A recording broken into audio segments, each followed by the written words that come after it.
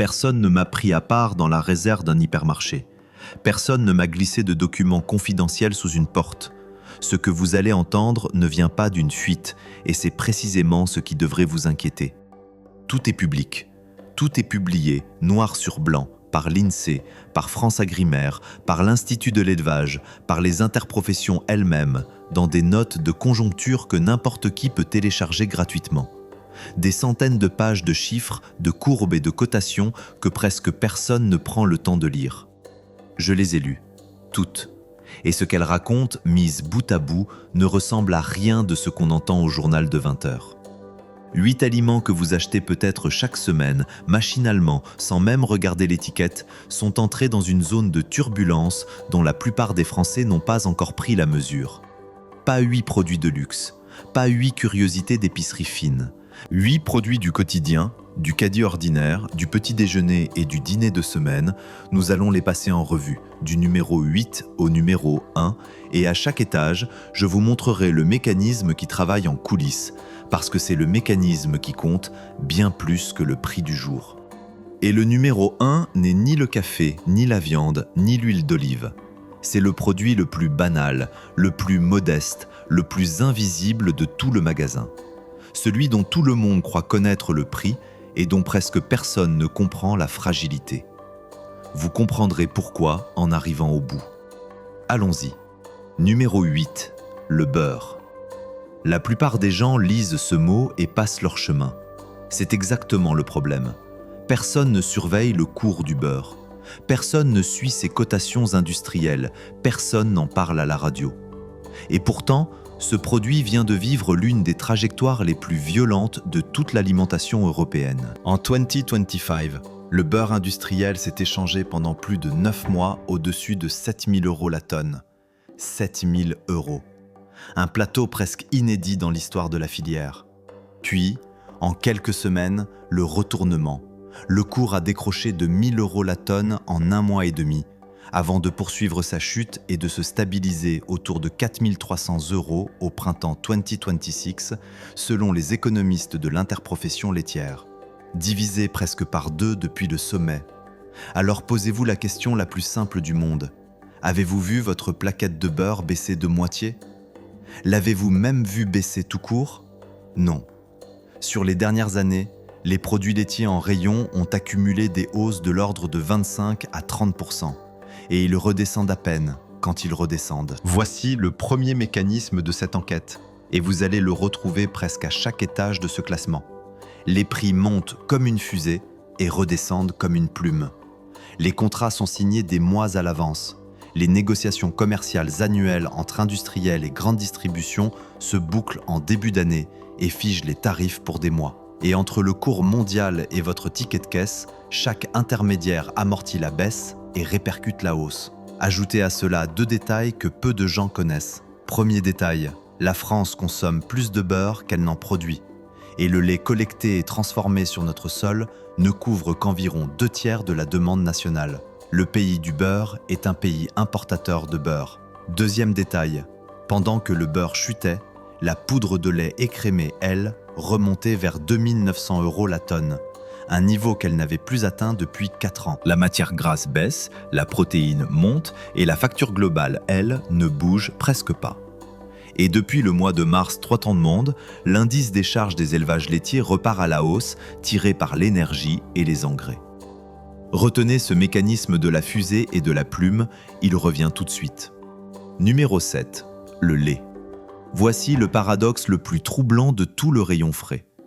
Au printemps 3,90, le prix payé aux éleveurs pour 1000 litres de lait conventionnel est retombé autour de 420 €, soit environ 11% de moins qu'un an plus tôt.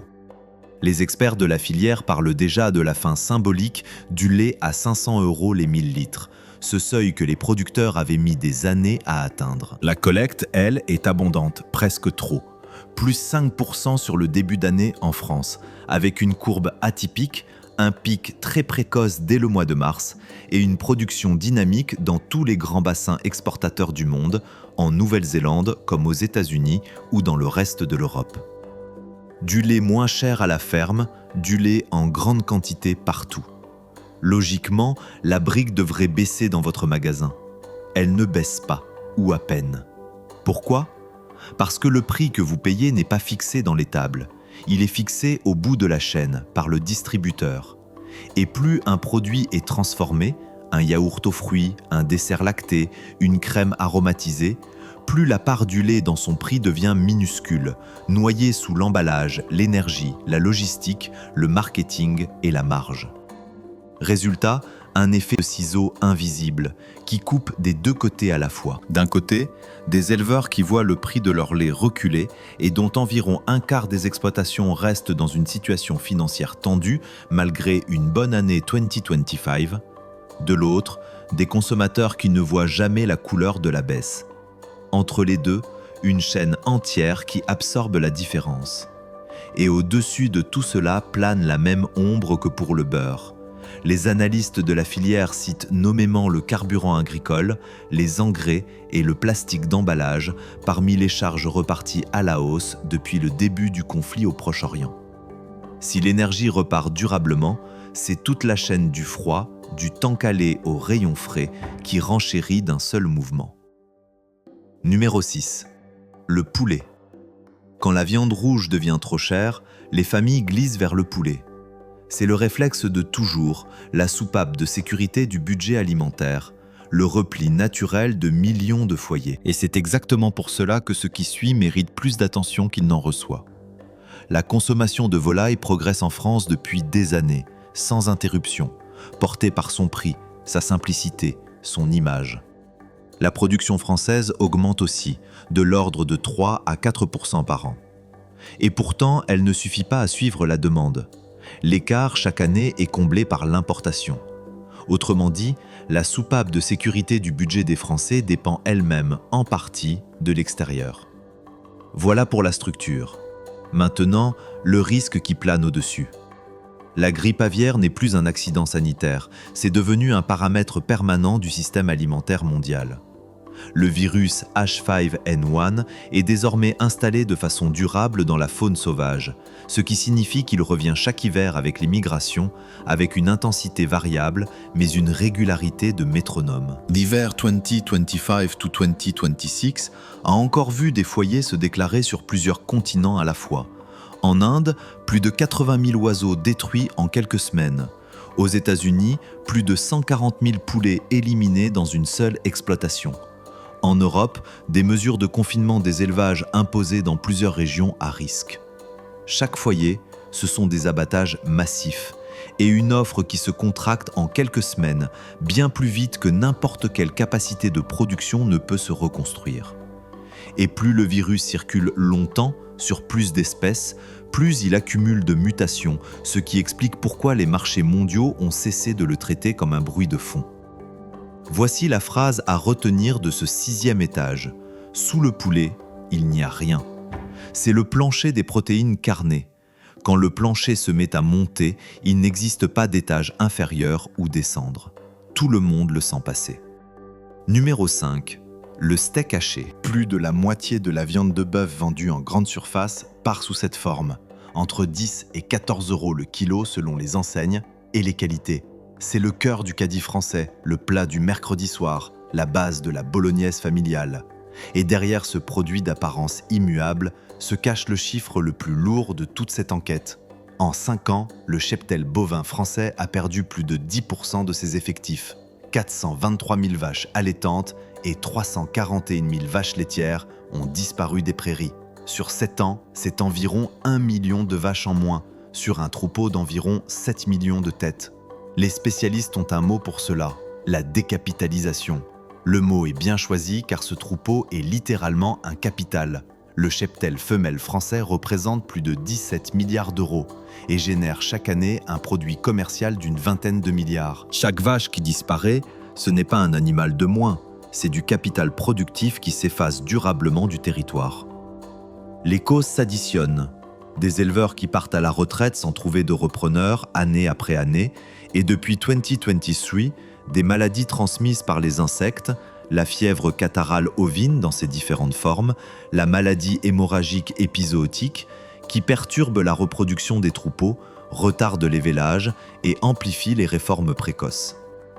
Sur la dernière campagne, les naissances de veaux allaitants ont reculé de plus de 200 tailles en tête. Elles baissaient encore en janvier 2026 et les effectifs de jeunes bovins de 6 à 12 mois sont en repli marqué de l'ordre de 9% en 2 ans. Maintenant, la partie que personne ne peut contourner, la biologie. Une gestation dure 9 mois. Un bovin met ensuite environ 2 ans à atteindre le poids d'abattage. Reconstituer un cheptel n'est pas une décision politique, ce n'est pas une ligne budgétaire, c'est un processus vivant, incompressible, qui se compte en années pleines. Aucun plan de relance, aucun décret ne fabrique une vache plus vite. La production française de viande bovine est ainsi passée en 2 ans de 1 295 000 tonnes à 1 262 000. Et les prévisions pour 2026 tablent sur un nouveau recul.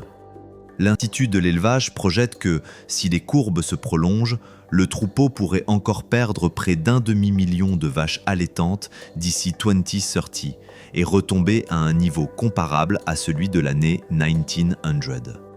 Vous avez bien entendu, l'année 1900. Pendant ce temps, les importations européennes de viande bovine ont bondi de 14% en 1 an, avec une part croissante venue du Brésil, d'Uruguay et d'Argentine, sur fond d'accord avec le Mercosur. Les prix des bovins ont atteint des niveaux historiques en 2025, au point d'améliorer enfin le revenu des éleveurs. Et c'est la seule lueur de ce tableau. Si ces prix se maintiennent, ils pourraient inciter des jeunes à s'installer et ralentir l'hémorragie. Mais en rayon, les consommateurs reculent déjà. Le prix est redevenu le premier critère d'achat pour un Français sur 2, et même les achats de hachés surgelés, le produit refuge par excellence, ont baissé de plus de 6% en 2025. Le conseil ici est simple, et il est ancien. Acheter en promotion, portionné, congelé. Un congélateur conserve le bœuf 6 à 12 mois, et le prix que vous figez aujourd'hui se compare à une courbe qui structurellement, biologiquement, ne redescendra pas avant des années. Numéro 4. L'huile d'olive. Elle trône dans les cuisines françaises comme une évidence méditerranéenne, un produit de terroir, presque un produit de chez nous. Voici la réalité des chiffres. La France produit environ 6500 tonnes d'huile d'olive par an, quand le monde en produit plus de 2,5 millions de tonnes. Notre récolte nationale couvre à peine 6% de notre propre consommation. Les 25 000 récoltants français, dont moins de la moitié sont des professionnels, et les quelques 300 moulins qu'ils font vivre, produisent des huiles remarquables, mais confidentielles, vendues en circuit court et à prix élevé. Tout le reste, c'est-à-dire l'essentiel de ce que vous versez dans vos poêles, vient d'ailleurs. D'Espagne surtout, d'Italie, de Grèce, du bassin méditerranéen. Votre bouteille est un produit d'importation quasi pur, suspendu à la météo andalouse. Et vous avez déjà vu ce que cela donne quand la météo andalouse se dérègle. En 2024, après des sécheresses à répétition en Espagne, les prix européens ont atteint des sommets historiques, avec des hausses allant jusqu'à 50% en 1 an. Des bouteilles à plus de 10 € le litre sont devenues ordinaires dans les rayons français. En Espagne même, le choc a été tel que les ménages ont basculé vers l'huile de tournesol, qui est devenue l'huile la plus vendue du pays pour la première fois depuis des décennies. Le pays de l'or liquide a renoncé à son propre or. Les exportations européennes ont chuté d'environ 40% sous l'effet des prix. Puis 2 bonnes récoltes espagnoles et grecques ont fait retomber la fièvre et les cours se sont nettement repliés. Fin de l'histoire ? Non. Lisez ce que dit l'Organisation des Nations Unies pour l'alimentation. La production oléicole restera durablement pénalisée par le dérèglement climatique et les sécheresses. La chaleur favorise la propagation de la bactérie Xylella fastidiosa, qui tue les oliviers par milliers. Les coûts de main-d'œuvre grimpent dans toute la filière et la fraude prospère dès que les prix s'envolent, au point que les autorités appellent à renforcer les contrôles. Même en France, les dernières récoltes ont montré la fragilité du système. Dans les Alpes-Maritimes, la sécheresse, les canicules et la mouche de l'olive ont décimé la production locale. Ce que nous vivons en ce moment n'est pas un retour à la normale, c'est une trêve. Un seul été brûlant en Andalousie et les étiquettes françaises réagissent en quelques mois. 1 ou 2 bouteilles d'avance dans le placard, renouvelées au fil de la cuisine, ne relèvent pas de la panique. C'est de la simple lecture de cartes. Avant d'aborder les 3 dernières marches de ce classement, Arrêtons-nous une seconde. Tout ce que vous avez entendu jusqu'ici reposait sur des mécanismes de l'ombre, des cotations industrielles, des contrats, des maladies animales, des dépendances d'importation. Les 3 produits qui viennent sont différents. Ce sont les plus connus, les plus commentés, ceux dont tout le monde croit avoir compris l'histoire. Et pour chacun des 3, la réalité des chiffres contredit ce que tout le monde croit savoir. Le numéro 3 est le produit dont la matière première s'est effondrée sans que son prix ne baisse.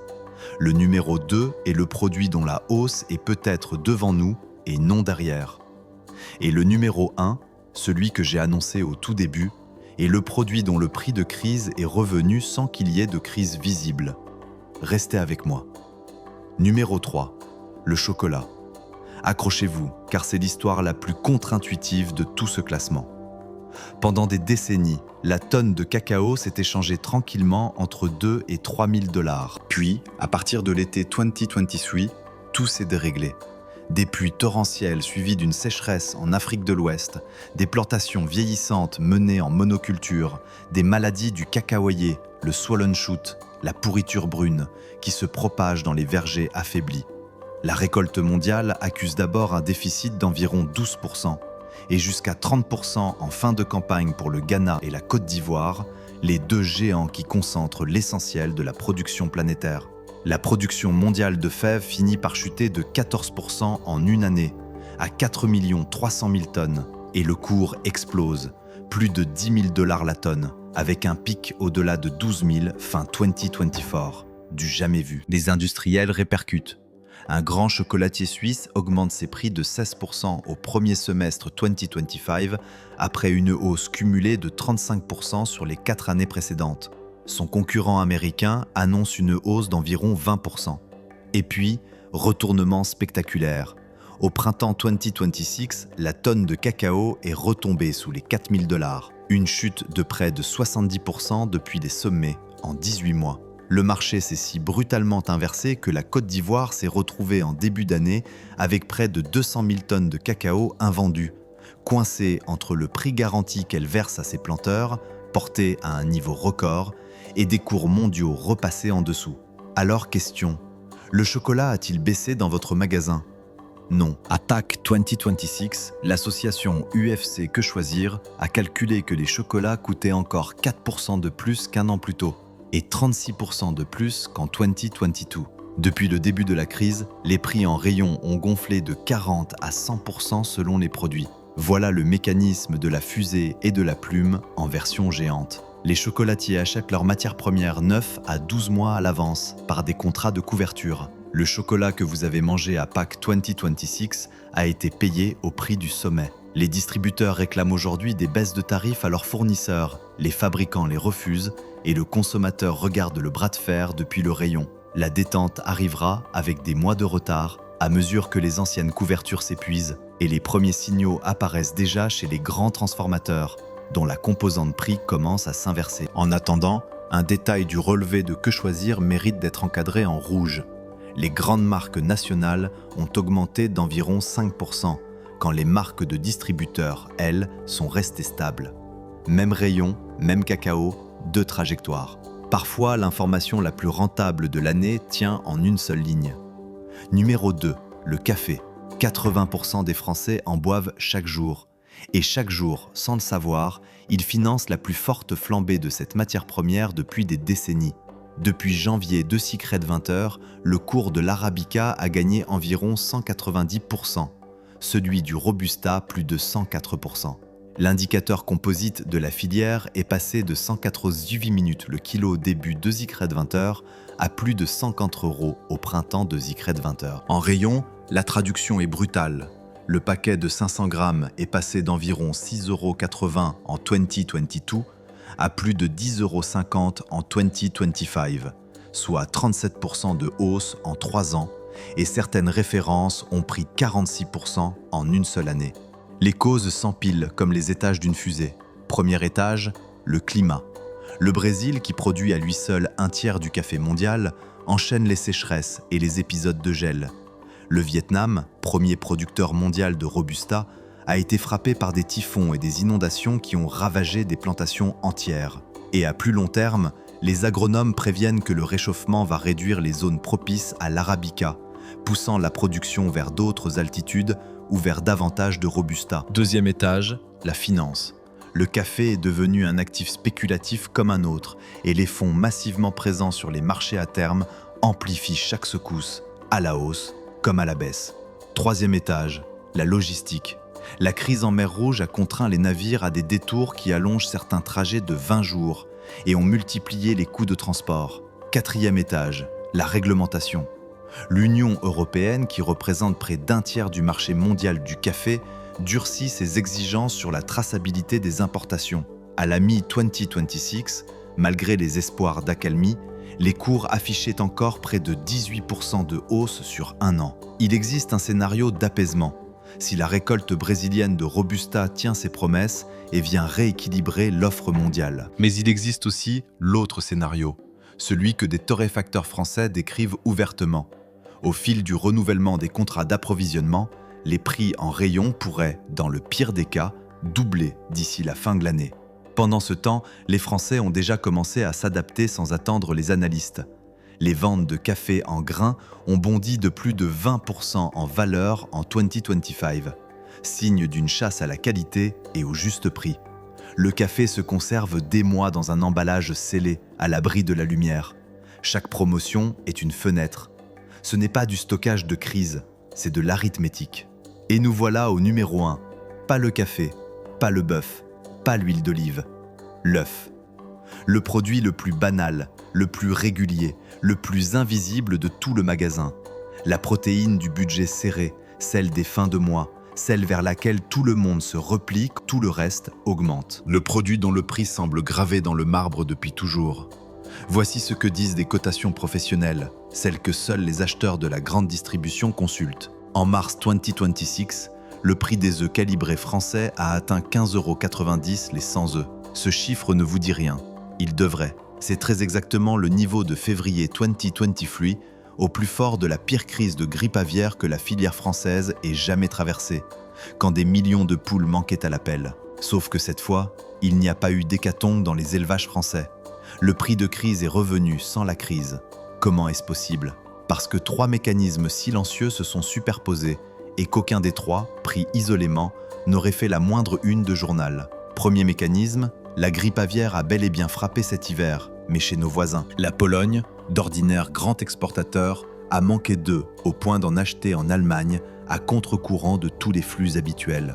L'Italie a vu sa production reculer après des foyers dans le nord du pays, et chaque nouveau cas détecté en Espagne fait trembler l'ensemble du marché européen, car tout le monde sait désormais avec quelle vitesse un marché de l'œuf peut basculer. Deuxième mécanisme, la conversion des élevages. La filière française abandonne progressivement les cages au profit de l'élevage au sol, une transition réclamée par les consommateurs et actée par la distribution. Mais pendant les travaux de transformation d'un bâtiment, la production tombe à zéro pendant des mois. Une exigence de bien-être animal parfaitement légitime, payée en rayon. Troisième mécanisme, la demande. L'œuf est le refuge de tous les arbitrages alimentaires. Plus la viande monte, plus il est sollicité. Et vous venez d'entendre pendant 20 minutes pourquoi la viande monte. Résultat de cette triple pression, au premier trimestre 2026, les importations européennes d'œufs ont bondi de 65%, un record absolu, avec l'Ukraine et la Turquie en première ligne. Des œufs produits selon d'autres normes que les nôtres, qui échappent notamment à l'obligation française de tri des poussins par ovosexage, ce qui place les producteurs français, en région parisienne notamment, face à une concurrence qu'ils jugent déloyale. Et si vous voulez voir à quoi ressemble un marché de l'œuf qui bascule complètement, regardez de l'autre côté de l'Atlantique. Aux États-Unis, depuis 2022, 130 millions de volailles ont été perdues dans 50 États. Les prix ont bondi de 38% sur la seule année 2024.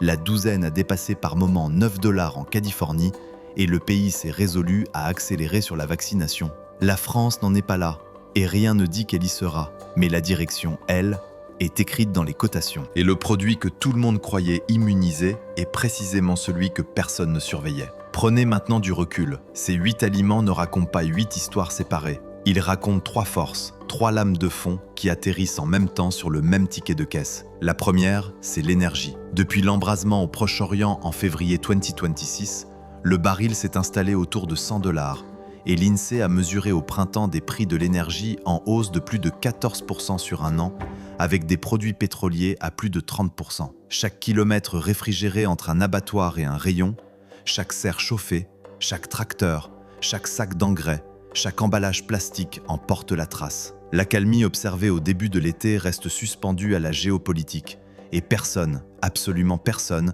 ne peut vous garantir le prix du gazole en novembre. La deuxième force, c'est le climat. Cacao, café, olive. 3 cultures des ceintures tropicales et méditerranéennes, frappées coup sur coup par des sécheresses, des gels, des typhons et des maladies que la chaleur propage. Les marchés ont cessé de traiter les mauvaises récoltes comme des accidents. Ils les intègrent désormais comme un paramètre permanent et un risque permanent. Cela se paie en permanence. La troisième force, c'est l'érosion du vivant en Europe même. Un cheptel bovin qui fond depuis 10 ans avec la lenteur irréversible de la biologie et un virus aviaire devenu un rendez-vous d'hiver aussi régulier que les migrations qui le transportent. Et par-dessus ces 3 forces, un mécanisme de marché que vous connaissez maintenant par cœur, les contrats longs, les couvertures d'achat et les négociations annuelles qui font monter les prix à la vitesse d'une fusée et redescendre à la vitesse d'une plume. Alors, que faire ? Rien de spectaculaire et surtout pas de panique. Les rayons français ne vont pas se vider, aucune pénurie générale ne se profile et celui qui vous promet le contraire est en train de vous vendre quelque chose. Mais l'attention, elle, rapporte. Et elle rapporte dans les 2 sens. Elle vous dit quand acheter et elle vous dit aussi quand attendre. Regardez le prix au kilo plutôt que le prix de l'étiquette. C'est la seule unité qui ne ment jamais. Sur ce qui se conserve, le café, le chocolat, l'huile, faites vos réserves au rythme des promotions, pas au rythme de la peur. 2 ou 3 paquets d'avance, renouvelés au fil de la consommation, suffisent à lisser les hausses.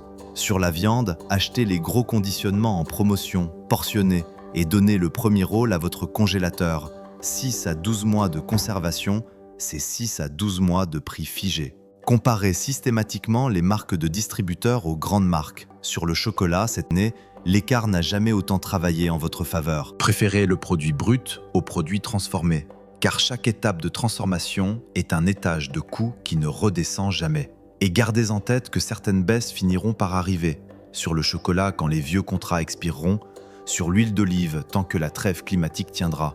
Savoir attendre est parfois le meilleur placement du rayon. Quand les étiquettes bougeront cet automne, au moment où les tarifs se rediscutent et où les linéaires se réorganisent, il y aura 2 sortes de foyers. Ceux qui découvriront les hausses au pied du rayon, le paquet à la main, en se demandant ce qui a bien pu se passer. Et ceux qui avaient lu les chiffres quelques semaines plus tôt, fait quelques achats de plus un mardi ordinaire, laissé passer ce qui devait baisser et tourner la page.